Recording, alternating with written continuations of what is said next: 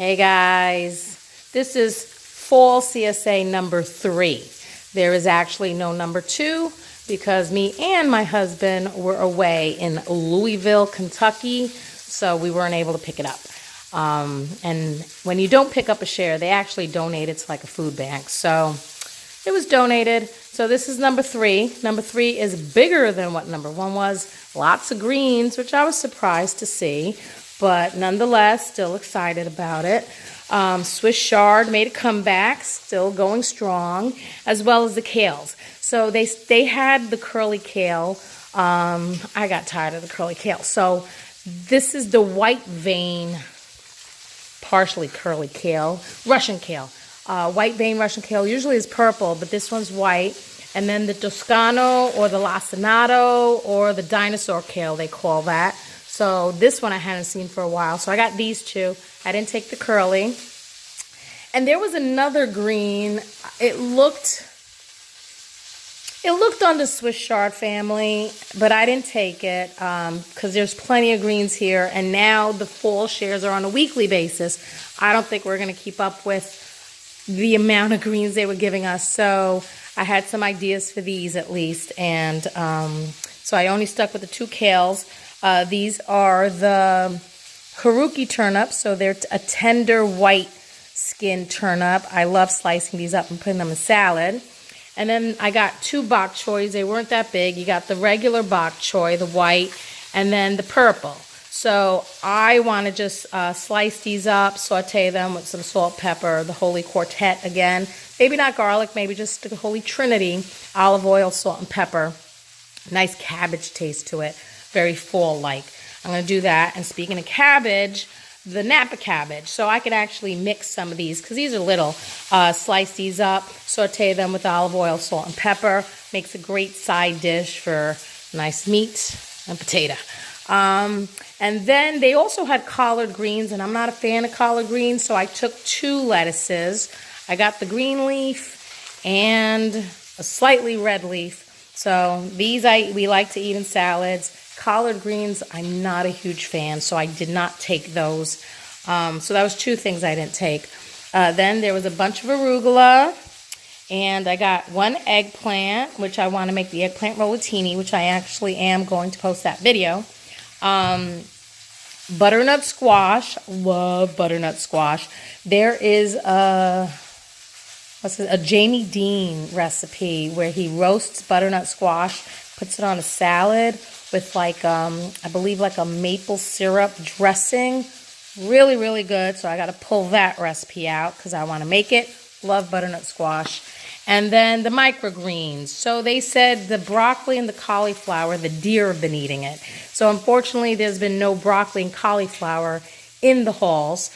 So they quickly started sprouting the microgreens. And this one they said was arugula and kale. The last one, I believe, was a radish microgreen, they said. So they're starting to put those in the halls, which I love, so I'm glad they are. And then sprig of oregano. Got some bell peppers. I was surprised to see they were going strong. And some hot peppers, the poblanos, the jalapenos, and the habanadas, I believe, because habaneros are a little shorter than these. But I'm treating that one as a hot pepper because I don't trust it.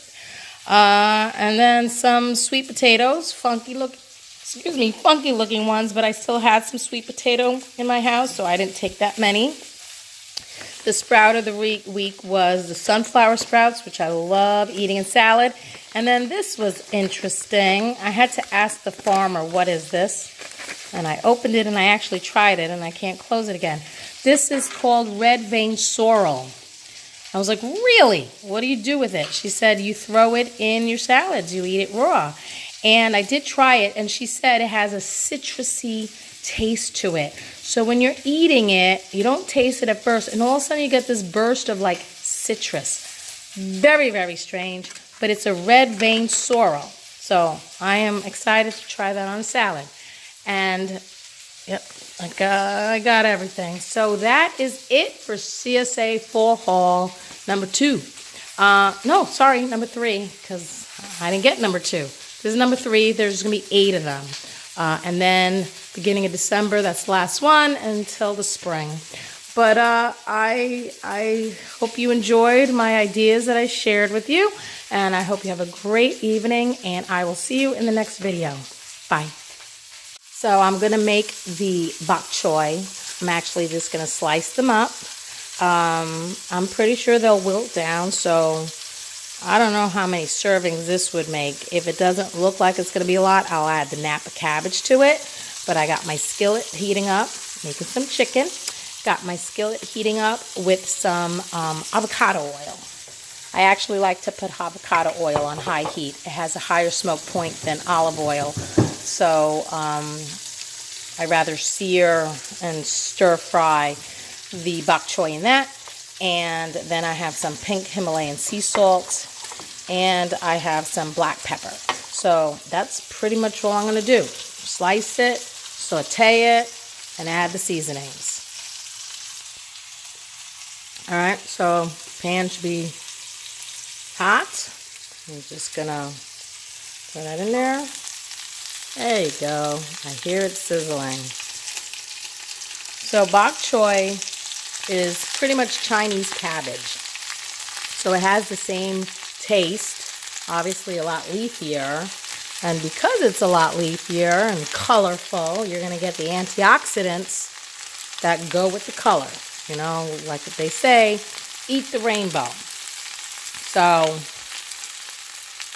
and cabbage actually holds a lot of water for you, although I'm cooking it, so it can be very hydrating. But cabbage is really good for you. It's a cruciferous, makes people gassy, but I like it. And like I said, I'm just searing some boneless, skinless chicken thighs that I put some of that garlic pepper seasoning blend on it. And that's pretty much it. Tonight it's just me and the hubby, because God forbid the kids will eat that. They're not big green fans. I'm lucky I could get broccoli in them, but they do eat peas and green beans. That's about it. But at least it's something green. So this is just a really simple dinner.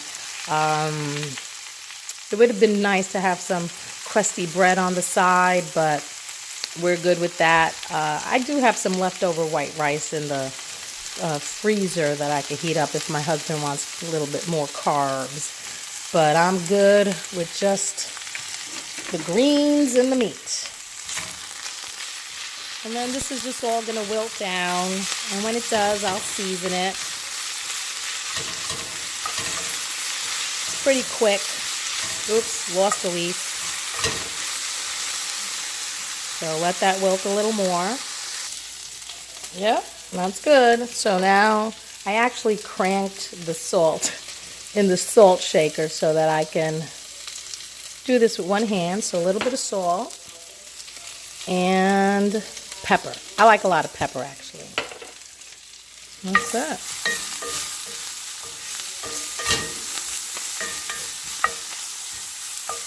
And that's all she wrote. So the stems will still have a little bit of crunch to them. But the leaves are nice and wilted. Just going to turn that off and I'll plate it up. And there's dinner tonight. So I got the wilted bok choy, some boneless, skinless chicken thighs that I seared in the skillet, just some avocado oil, salt, pepper, and not salt, pepper, I'm sorry, the garlic pepper spice blend that I have from Wild Tree, and just some white rice because the husband wanted some extra carbs. But that's it. Really simple, real quick, right from the garden, CSA. Could have been picked this morning, so it's at its freshest. Love my CSA. So have a great evening and see you in the next video.